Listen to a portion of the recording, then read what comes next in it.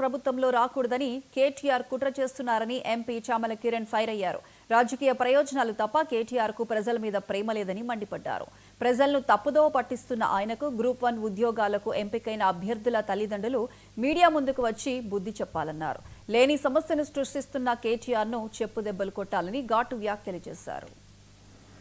మీరు నిన్న మాట్లాడుతూ గ్రూప్ 1 పరీక్షలలో 563 అభ్యర్థుల దగ్గర 3 కోట్ల రూపాయలు తీసుకొని ప్రభుత్వం వాళ్ళని పాస్ చేసిందని అంటారు. మీ హయాంలో మీరు ఎట్లా ఉద్యోగాలు ఇల్లే, మీ హయాంలో group 1, group 2, group 3, group 4 DSC పెట్టే పరిస్థితి లేకుండే. మీ హయాంలో ఎవరికి ఉద్యోగాలు రాలేదు. మీకు ఓటేయని ప్రజలు ఎవడు బాగుపడద్దు. మీకు ఓటేయని ప్రజలకు బుద్ధి చెప్పాలి. మీకు ఓటేయని ప్రజలను ఉద్యోగాలు రావద్దు, సన్నబియ్యం తినొద్దు, ఇల్లులు రావద్దు, ఏం కావద్దు.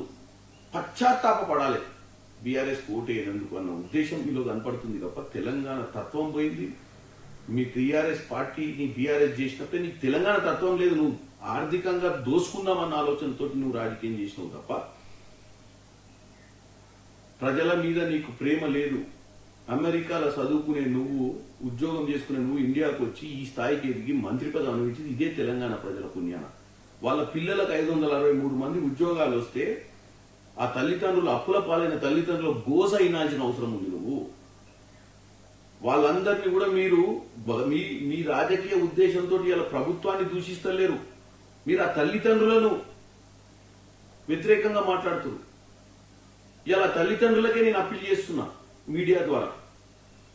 మీరు వచ్చి తెలంగాణ ప్రజలను వీళ్ళు తప్పుతో పట్టిస్తున్నారు. మీ 563 విద్యార్థుల తల్లిదండ్రులు ఎంత ఆర్థిక పరిస్థితి ఉందో ఇలా మీరు తెలియజేయాల్సిన అవసరం. తెలంగాణలో 3 కోట్లు కట్టే పరిస్థితి మీకుంటే నిజమా కాదా తెలియాలి మీరు.